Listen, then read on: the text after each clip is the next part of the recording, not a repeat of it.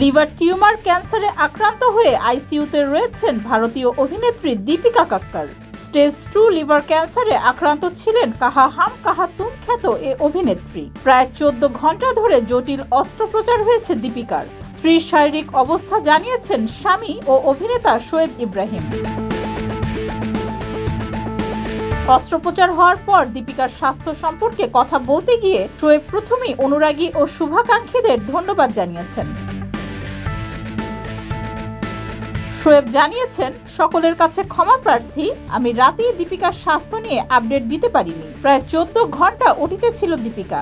ঈশ্বরের আশীর্বাদে অপারেশন সফল হয়েছে। দীপিকা এখন আইসিইউতে রয়েছে। শরীরে যন্ত্রণা রয়েছে তার, তবে শারীরিক অবস্থা স্টেবল। আপনাদের সকলের ভালোবাসা প্রার্থনার জন্য আন্তরিকভাবে ধন্যবাদ জানাতে চাই।